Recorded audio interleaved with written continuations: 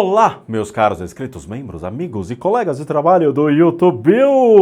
Tio Spook aqui novamente, segunda-feira. Eu acho que eu sou o cara mais contente de segunda-feira. Cara, sabe, eu vou contar pra vocês, é muito engraçado. Desde que eu comecei a trabalhar em casa, de segunda a quinta-feira são os dias mais tranquilos. Chega um inferno, que é sexta-noite, sábado e domingo, por causa dessa quarentena. Os vizinhos estão, ó, é música alta, é festa, é bagunça, é gritaria, é falatório. Chegou até a ter fogueteiro aqui na rua, eu tive que denunciar pra polícia, tá? E aí já não rola, eu tenho a Lilo aqui em casa, vamos ter respeito aos animais, né? Já basta o animal que tá soltando os fogos. Então, assim, de segunda a quinta até que fica mais tranquilo. Tem, obviamente, as funcionárias dos lares aqui que vêm, não é mesmo? Mas entra e vai embora. Agora, de sexta, sábado, domingo, isso aqui é inferno. Inferno. E aí, segunda-feira, quando começa a semana, eu fico até mais tranquilo. E aí eu trago aqui pra vocês uma sequência de vídeos, lembrando que estou gravando esse vídeo hoje às 4 horas da tarde. Se tiver algum barulhinho, eu peço desculpas, porque, né, vizinhos de quarentena. Mas vamos lá, separei as perguntas relacionadas aos vídeos publicados do canal. Lembrando que é jus aos vídeos publicados, não é questões pessoais. Ah, tio Spook, quando eu tinha 16 anos, eu vi um negócio na minha... Não me interessa, eu não sou vidente para determinar o que você viu. Eu não sou vidente, vamos colocar certas, né, nomes aos bois de verdade, tá? Clarividência é a arte de ver através de, eu vejo através de uma foto ou um vídeo, e não fico pré-determinando o que aconteceu no seu passado. Vamos lá, gente, bom senso, né? Vamos às perguntas. Yatus Lima. Tio Spook, tive uma dúvida e gostaria de perguntar para você ter mais esclarecimentos. Eu penso muito no juízo final e etc. Mas enfim, se eu pedir algo a Exu e receber esse algo, Deus vai me castigar por eu ter recorrido a essa força auxiliar paralela? Existe algum caso de autocondenação no mundo espiritual que você conheça? Explique por que essa mistificação. Grato, Yatus Lima. Sou seu inscrito em seu canal desde os 500 inscritos. Vamos que vamos. Caramba, 500 inscritos, cara. Eu lembro quando eu tinha 176 inscritos, que tinha um grupo engraçadíssimo de moleques, mas eles eram completamente insanos. Eu lembro que tinha o The Flecha, que era o símbolo do The Flecha, assim, meio zoado. Eu não lembro muito bem quem eram essas figuras, mas era engraçado. Quando tinha 170, a gente até se divertia, dava risada ali no box, ficava brincando. Agora com 623 mil já não rola mais, é difícil. Mas vamos lá, Yatus Lima. Yato, primeira coisa que você deve se ater é que você não tem um esclarecimento sobre crenças, né? Primeira coisa, você tem que entender quais são os princípios que a Igreja Católica colocou dentro de todo o seu princípio de doutrina católica aos seus fiéis. Explicando que existe o purgatório, o juízo final, todas essas alegorias que estão na Bíblia. Por que alegorias?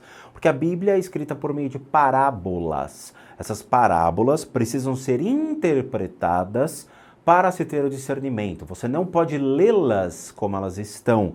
Por isso existe o curso de teologia, onde eles fazem a exegese desses livros que compõem a Bíblia. E aí você vai entender as passagens de Noé, você vai entender quem foi Mateus, Lucas, Pedro, você vai entender a vida de Jesus dentro de um contexto político, econômico e cultural. E aí sim aplica-se o devido conhecimento. Juízo final não existe. De novo, ele torna-se uma alegoria. O homem, ele é muito engraçado, porque na hora que ele é colocado no mundo, ele espera que o mundo acabe. Você pode ver que todo mundo tem uma ideia apocalíptica de final de mundo. Ah, eu acho que vai ser invadido por alienígenas. Ah, eu acho que zumbis vão tomar o planeta. Ah, eu acho que a gente vai ter uma doença que nem acontece lá no The Division. A doença vai devastar, vai acabar completamente com o planeta Terra. Ah, eu acredito que a gente vai ser invadido pelo os The Walking Dead, né? Não existe, cara. A gente está esperando, tá? Estamos esperando. Não sei, até agora nada. Então, assim, tira essa ideia de visão apocalíptica de juízo final e os extremistas e fanatismos da sua cabeça e vamos começar a estudar o que é a religião. De novo, quem é católico claramente vai utilizar-se de bases do catolicismo, vai utilizar-se de santos, vai rezar aos seus santos, àqueles que são os ditos milagrosos dentro desta religião católica, não é mesmo? Eles têm vários santos e têm lá os seus abades, aqueles que eles realmente colocaram como milagrosos. Quem trabalha na Umbanda vai utilizar-se de ferramentas da Umbanda. Então eu não entendo por que você quer. Você tem que ter o devido conhecimento do catolicismo e o devido conhecimento da Umbanda para utilizar-se ambas as religiões. Se você não tem o devido conhecimento do que é um Exu, não use. Não use. De novo, não faça a apropriação religiosa, uma apropriação cultural, sem saber o que você está fazendo. Se você acha que o Exu é um demônio e que se você pedir algo para ele, você vai ser punido dentro do catolicismo, cara, o problema não está no Exu, mas o problema está em você com relação a entender o que é um Exu, o que é Umbanda, Quimbanda, Candomblé, o que é o catolicismo e o que é o livre-arbítrio entre você buscar conhecimento em outras religiões e de ter o discernimento entre o que elas são e o que podem lhe ajudar à medida que você escolhe o que é melhor para você. Então, a sua pergunta, ela necessariamente é uma falta de conhecimento da sua parte. Eu sempre falo para as pessoas, estudem, não leiam. Ler, qualquer um faz. Estudar é para poucos. Você pegar um livro, estudar aquele livro, rabiscar, correr atrás, ir na internet, pesquisar, pegar outros livros para fazer o link desses livros e assim por diante. Caso contrário, cara, você vai viver só no fanatismo e se enganando, que é uma coisa que a gente não quer. Que ninguém se engane sobre as religiões, que busquem alicerces para ter realmente o discernimento que vocês estão no caminho correto. Caminho que acalme a sua mente e o seu coração, naquele momento, ok? Marcos Borges, olá tio Sprocast, tudo ok? Acho que essa pode ser uma pergunta que nunca vi no Responder aos Escritos. Gostaria que você contasse se você já cometeu erros que tiveram uma consequência nas suas próprias práticas espirituais ou em algum tratamento realizado. Como foram seus primeiros trabalhos? Você teve medo de errar?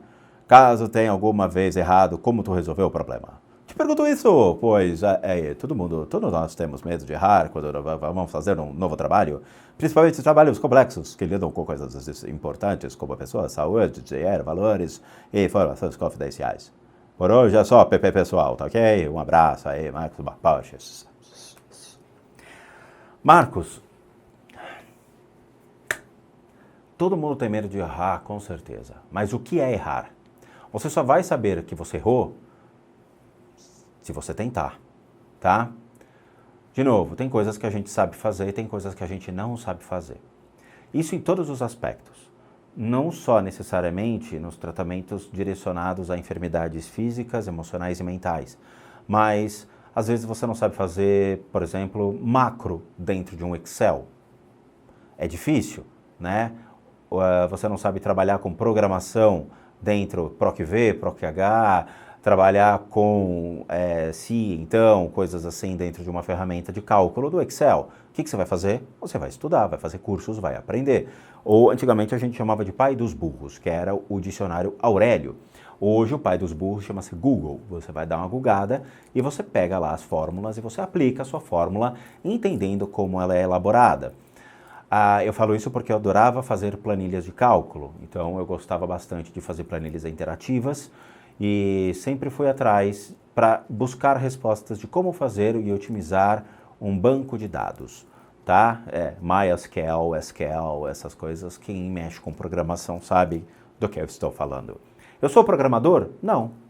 Eu simplesmente sou um menino um pouquinho mais inteligente que os meninos da minha idade e eu fui atrás de respostas para isso.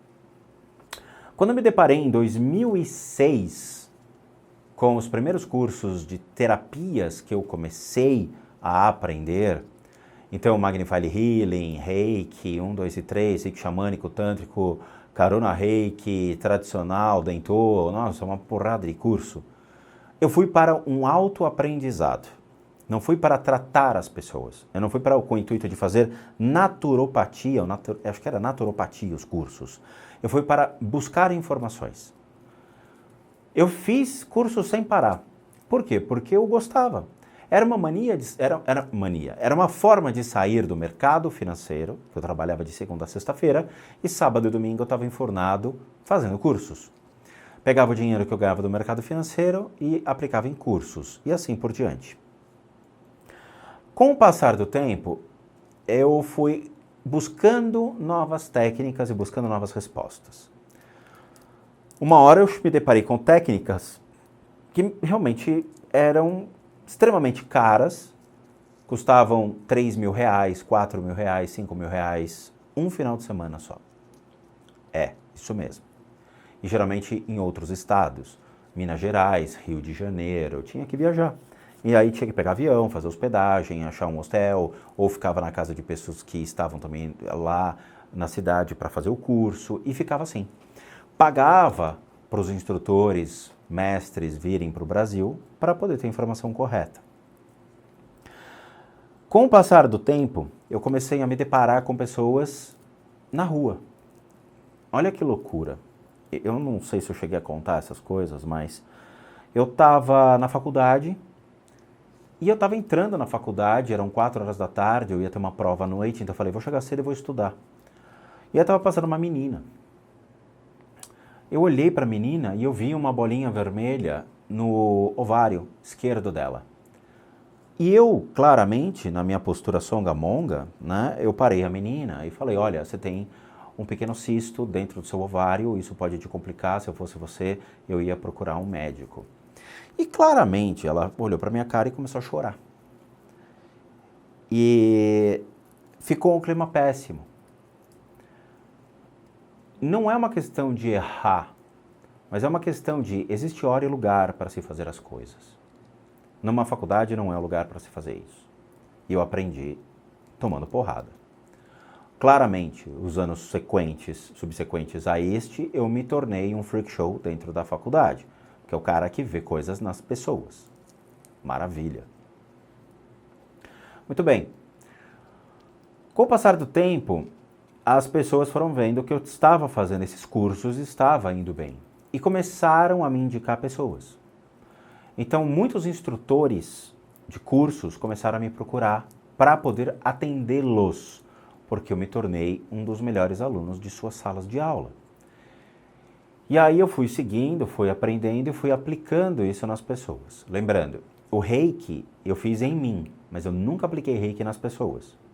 Mas outras técnicas relacionadas ao budismo tibetano, às escolas do Oriente que eu tive acesso, sim, aí eu comecei a aplicar. Essa aplicabilidade dessas técnicas começou a resultar em coisas boas, as pessoas começaram a se sentir bem. Só que eu não, por exemplo, o maior erro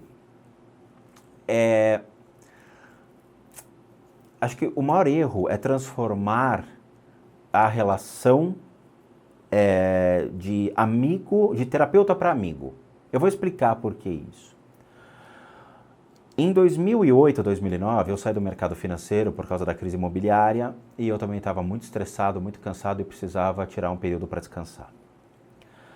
Fiquei fora, afastado, 3, 4 anos do mercado financeiro e me dediquei somente à aplicabilidade de certas técnicas. Só que as pessoas batiam na porta da minha casa quando elas queriam. E isso me complicou. Então eu estava comendo, aí vinha um cara e interfonava, falava, ó, tô precisando de ajuda, você me atende aí? Cara, eu tô comendo. Mas elas tomavam esse partido. Sábado, 11 horas da noite, me ligou um cara falando, eu preciso da sua ajuda, eu moro em Alphaville, eu preciso que você venha pra cá. Eu, cara, são 11 horas da noite de sábado, eu tô de pijama, eu quero dormir, amanhã eu levanto cedo. Não, eu preciso de ajuda. Peguei meu carro e fui a Alphaville, voltei 2 horas da manhã. Perdi o meu compromisso no dia seguinte, tá? Então, um dos maiores erros é, vamos dizer assim, não profissionalizar a coisa. E eu não profissionalizei, eu deixei a coisa mais como amigo, friendly, uma coisa mais tipo, ah, tô aqui, se precisar você me chama. E aí as pessoas tomaram uma certa liberdade que me complicou. Isso aí foi um erro da minha parte, eu devia ter sido mais profissional e não consegui ser porque, né, a gente tenta fazer mais com amigos, com pessoas conhecidas. Acabei sendo enganado financeiramente, então muitas pessoas pediam ajuda e não pagavam. Esse foi um dos erros. Da minha parte, os tratamentos, eles davam muito resultado, muito. Tanto que eu tive presidentes de empresa, Banco Itaú, Banco Santander. Eu cheguei a limpar a agência do Itaú da Liberdade. Tá? Eu fui lá, 6 horas da tarde, para limpar a retirada de energias ruins. Sério mesmo, isso aconteceu. Então, dentro das técnicas, depois de trabalhar 10, 15 anos atuando, aprendendo, evoluindo em cursos e dando a cara para bater mesmo, eu consegui criar um sistema mais seguro de tratamento e aplicabilidade das técnicas. Agora, com relação aos erros, eu acho que o maior erro que tem é quando você dá uma certa liberdade àqueles que não respeitam. Isso é complicado, sabe? Achar que toda hora é hora, achar que é oba-oba, bater na porta e falar, pô, cara, tô com problema, me ajuda aí. Infelizmente isso aconteceu e eu tive que cortar. Até amizades desse tipo eu tive que cortar. Então, tinha pessoas que tomavam liberdades erradas e eu estava vendo que a pessoa estava fazendo errado. Eu vou te dar um exemplo. Rodrigo, faz alguma coisa para minha mulher que ela está nervosa. Mas por que ela está nervosa? Porque eu traí ela. Cara, deixa eu ver se eu entendi. Você traiu a sua esposa e você quer que eu faça qualquer coisa para acalmar ela? Você traiu ela? Traí, eu saí com uma menina do Tinder. Você é casado, cara. Você tem filhos. Eu sei, mas eu queria conhecer uma outra pessoa, tal, e ela descobriu, pegou meu telefone. Isso que eu considero um grande erro.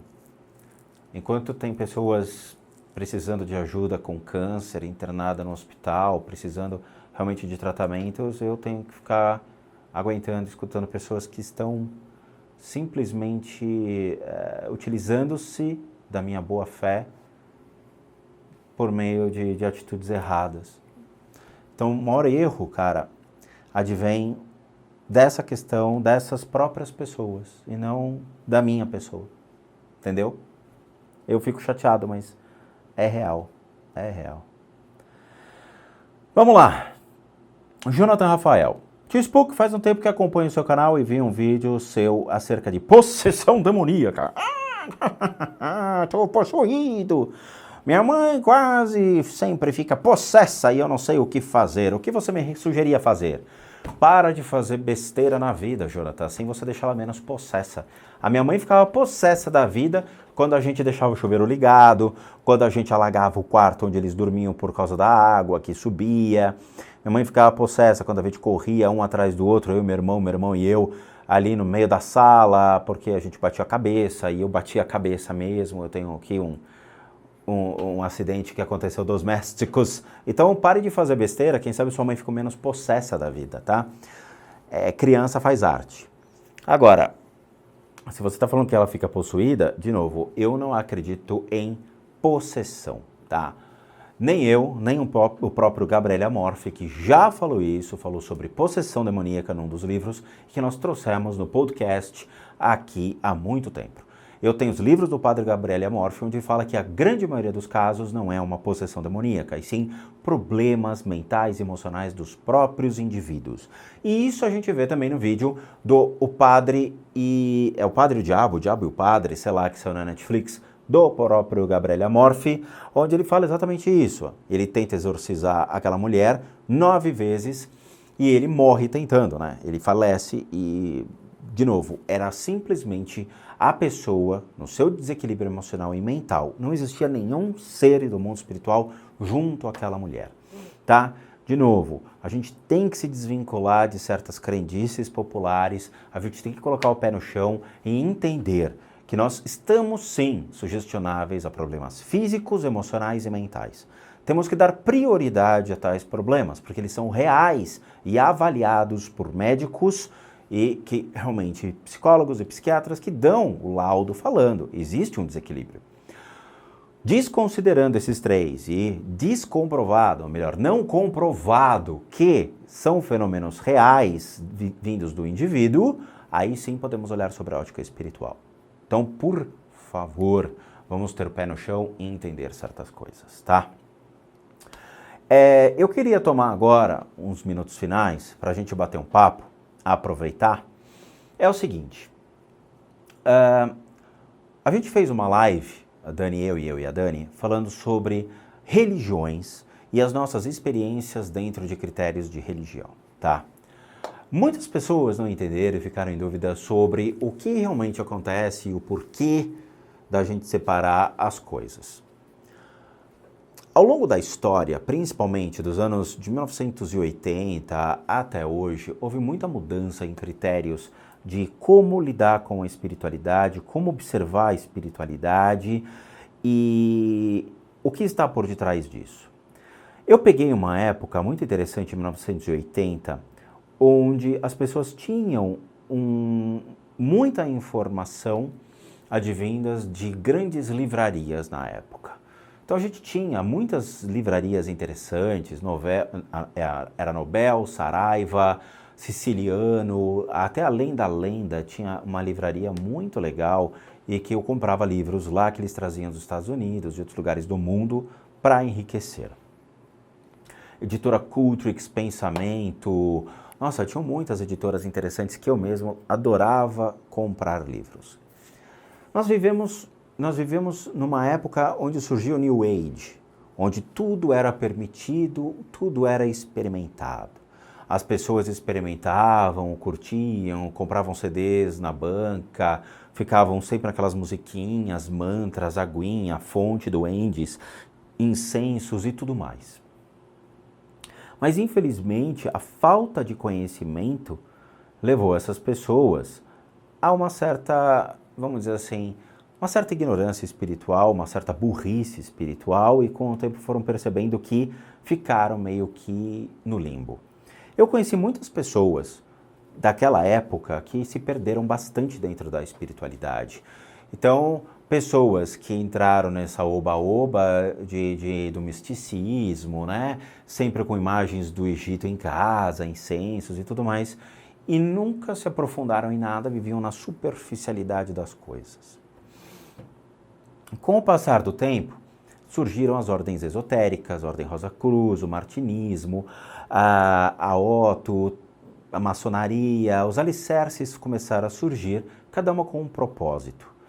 Algumas com o propósito de espalhar realmente uma irmandade, uma fraternidade, outras com propósito financeiro, outras com propósito mais magíster e tudo mais. As pessoas foram se realocando. Aí surge pró-vida, uns negócios nada a ver. Tudo bem. Hoje, no dia de hoje, nós estamos em 2020. Olhando para trás, a gente vê o resíduo que isso repercutiu. Não no mundo espiritual somente, mas no mundo físico, onde as pessoas tornaram-se completamente vazias. Onde as pessoas que deveriam ter ido buscar a informação correta e trazido uma resposta correta, não somente aos seus herdeiros, seus filhos e netos, mas pessoas que se tornaram completamente vazias e profanam e prevaricam sobre a crença dos demais, porque ou se frustraram no passado, ou realmente não sabem o que estão dizendo. E aí acaba essa briga religiosa que a gente vê diariamente, um profanando a religião do outro. Galera, hoje em dia, a gente falou isso na live, há necessidade de ter o estudo correto. Muitas pessoas se arrebentaram, muitas pessoas não conseguiram seguir o ensinamento como ele é e como ele deve ser. E aí ficam ensinando coisas erradas, fazendo cursos online com assuntos que não dominam, mas só para garantir a comida, pagamento lá de suas dívidas, de suas contas. E isso eu acho errado. De novo, a minha opinião, eu acho errado. Tá? Tanto que eu, Rodrigo, não tenho nenhum curso online. Eu não coloco nenhum curso, não faço cursos. Por quê?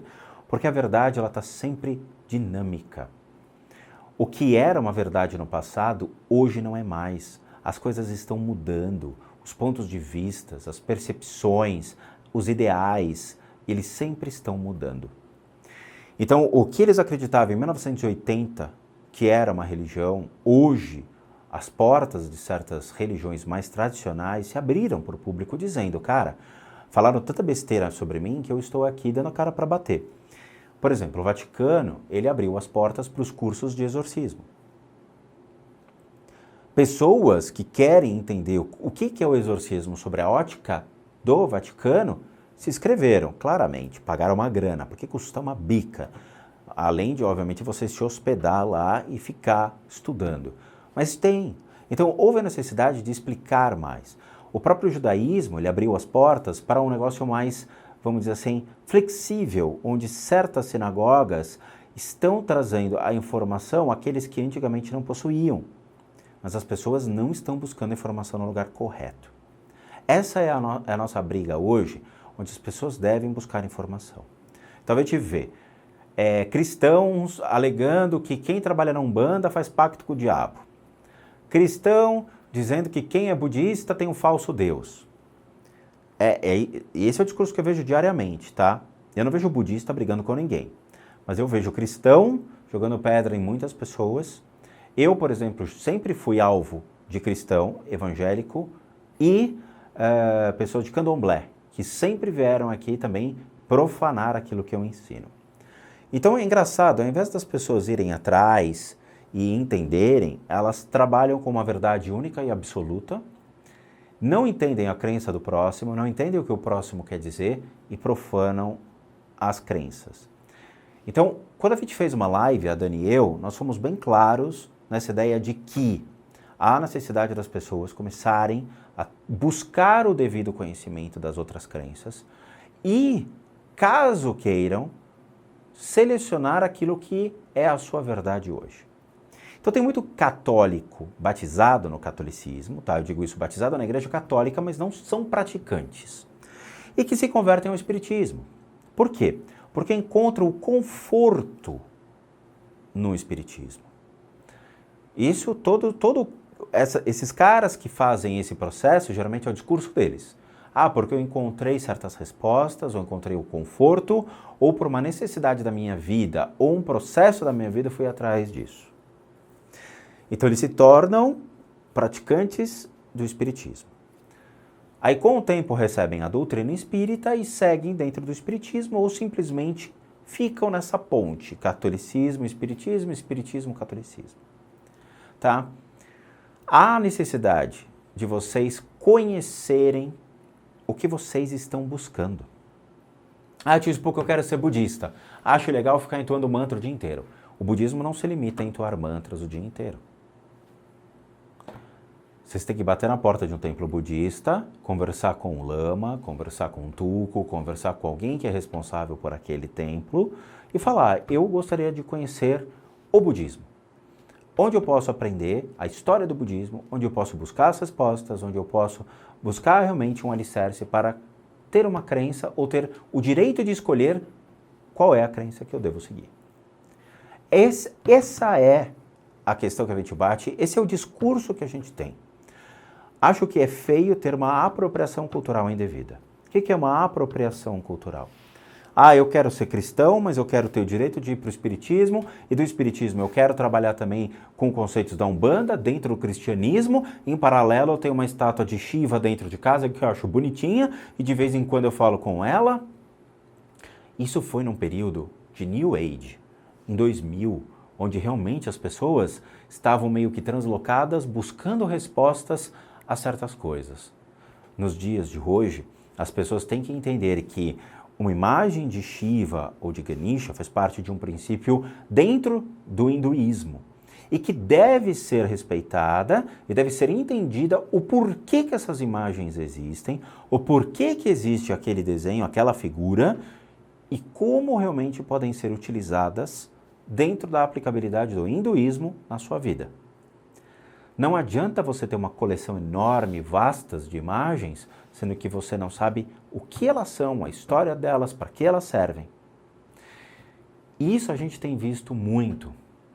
Então, muitas pessoas que vieram discutir comigo no box do vídeo depois da live, falando, ah, eu sou católico e eu não posso seguir o espiritismo. Não, não pode. Você pode sair do seu catolicismo, ir até o espiritismo, conhecer a doutrina, verificar se realmente te apetece, se realmente supre as suas necessidades, e aí sim você discerne. Acho que o espiritismo me atende naquele momento a mais que o catolicismo. Aí você vai, entra para o espiritismo e segue a doutrina. Esse negócio de ficar um pé aqui e um pé ali, não é legal. Porque você não tem realmente a informação correta, você não vai ter o conhecimento correto, você não vai ter a prática e a vivência necessária para ter o discernimento entre o que é o espiritismo e o que é o catolicismo. Ah, eu só quero ir lá e conhecer. Não tem problema. Mas se autodenominar espírita sem que você não conheça a doutrina, não sabe nada do espiritismo, mas só porque você acha legal você se denomina, isto é errado. E isso a gente tem visto. Então, quando a gente faz aquela argumentativa de que o judaísmo precisa ser puro sangue, precisa. Eu passei por isso, a Dani contou a história dela na live falando que ela passou, e há necessidade. Por quê? Porque é uma religião cultural e tradicional. Ela tem a ver com uma cultura, uma tradição de um povo hebreu, que depois se torna judeu, e se torna hoje uma das mais tradicionais religiões do mundo. Há necessidade de ser propagada dentro dos próprios judeus, porque é assim que era a tradição. Ah, mas eu quero me converter. O processo de conversão pode levar 2, 3, 4, 5 anos, dependendo do tipo de sinagoga que você está inserido ou o tipo de comunidade que você está inserido. Eu trabalhei numa empresa de judeus. Não era uma empresa de católicos espíritas, eram judeus, onde eles davam favoritismos à família.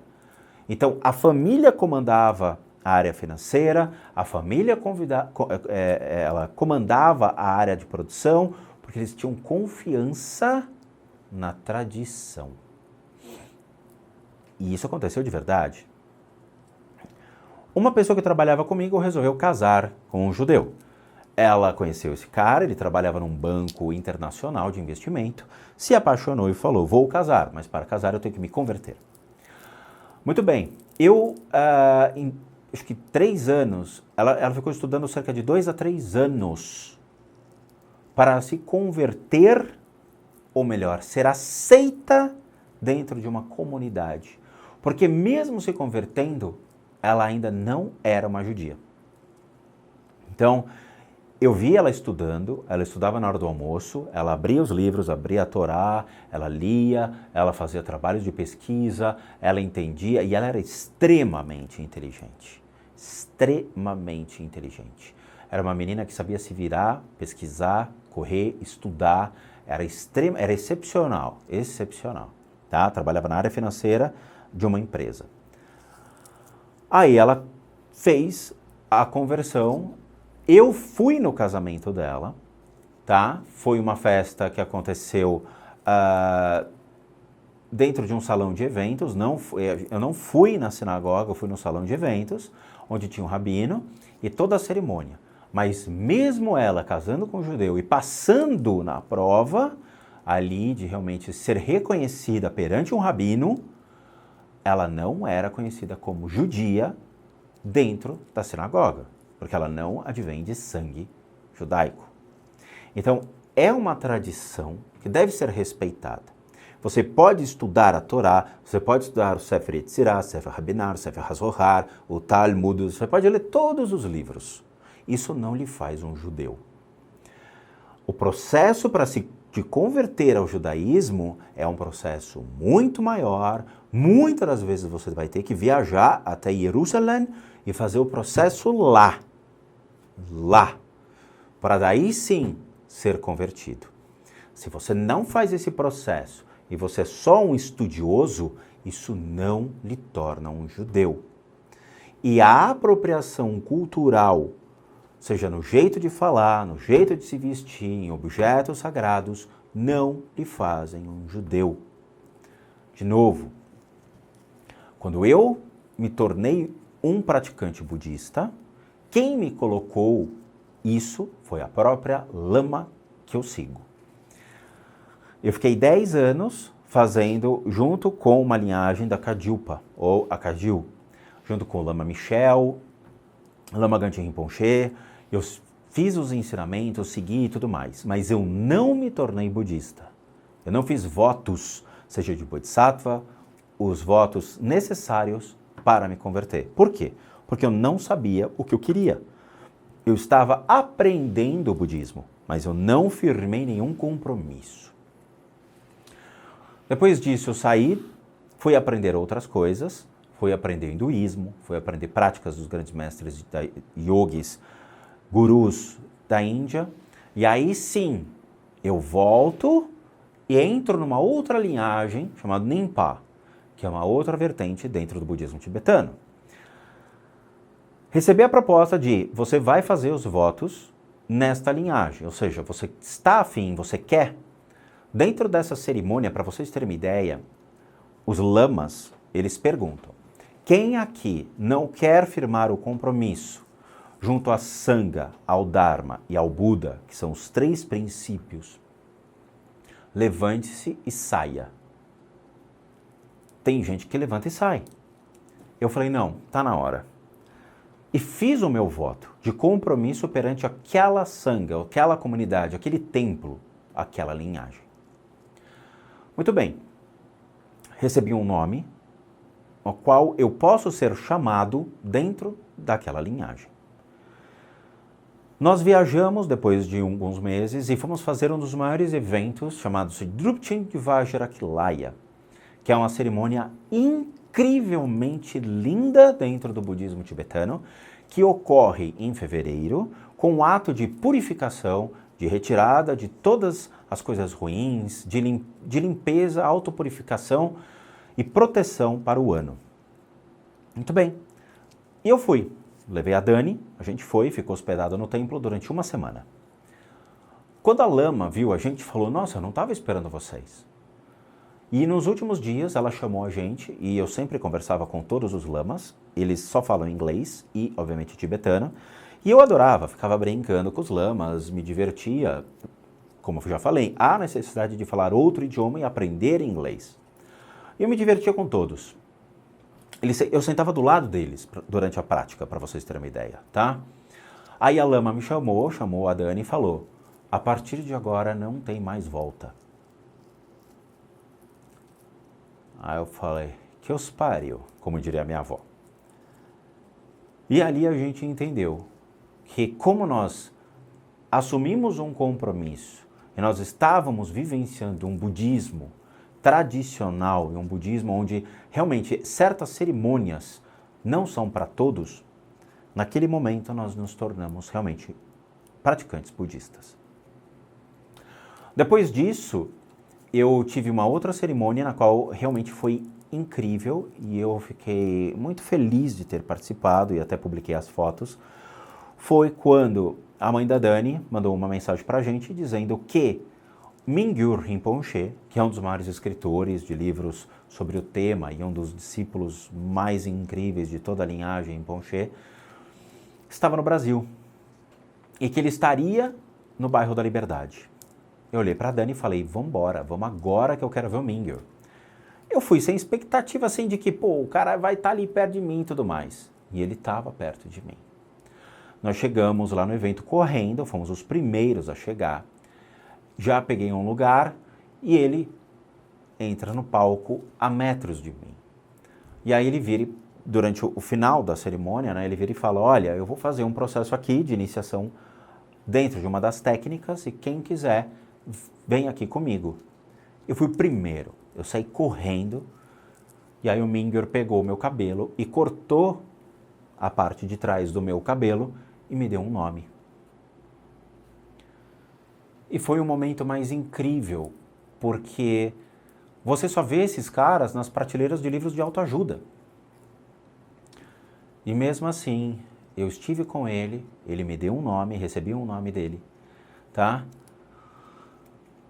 E era um nome que eu realmente não esperava e fiquei muito feliz. E tem um vídeo disso no canal, então vocês vão ver até os documentos que eu recebi e tudo mais. Então, quando você está inserido dentro desse contexto e você começa a realmente ficar imerso a esse conhecimento, às práticas e tudo mais, e você é reconhecido como um praticante, aí é um momento em que você fala, eu estou no lugar certo, na hora certa. Falei, mas há necessidade de explanar mais e mais para vocês, para que vocês possam ter a informação correta, tá bom? Bom, recadinhos finais, que tem gente que ainda não entendeu e ainda fica me perguntando aqui no box do vídeo coisas. Gente, eu sou um terapeuta, um psicoterapeuta alternativo holístico, como seria colocado aqui no Brasil, só que eu fiz todo o processo. Eu fiz um processo inicial no Brasil, mas eu terminei meus ensinamentos fora do Brasil, por meio de institutos sérios e qualificados, os quais me habilitam e me capacitam para complementar hoje a medicina tradicional. Nós não sobrepomos ou não julgamos a medicina, nós complementamos os métodos hoje utilizados. Então, pessoas que têm problemas físicos, emocionais e mentais, e aí entra o critério espiritual, ou que precisam de limpeza de suas casas ou de seus escritórios, nos procuram. Nós temos duas playlists. Uma playlist específica chamada Depoimento dos Pacientes, onde vocês têm tudo lá explicando direitinho como tudo ocorre, ou seja, o feedback dos pacientes, e a playlist Limpeza de Casas, onde vocês vão entender também como tudo é feito. Lembrando que tudo hoje é feito à distância, respeitando o processo da quarentena e, obviamente, nós passamos por um perrengue na casa de uma pessoa que quase nos furtou, então nós não estamos mais indo na casa de pessoas. Todo o processo é feito à distância e deve ser solicitado junto ao e-mail limpezadecasas@gmail.com. Não é WhatsApp, não é Facebook, não é sinal de fumaça, é só pelo endereço de e-mail. Para aqueles que querem ajudar o canal, nós temos dois sistemas. O sistema de doação pelo Seja Membro, que você clica aqui embaixo e doa R$8 e a gente continua aqui firme e forte na plataforma por meio do sistema de doações e vocês se tornam membro do canal. Ou o sistema PayPal, que também encontra-se aqui embaixo, direitinho o link. É só copiar, colar e vocês aí fazem a doação de valores que vocês acham que podem ou realmente podem contribuir para que nós continuemos aqui o nosso trabalho. E por último, nosso site casasassombradas.com.br com muita coisa legal para vocês. Vejo vocês nos próximos vídeos e bons sustos a todos nós.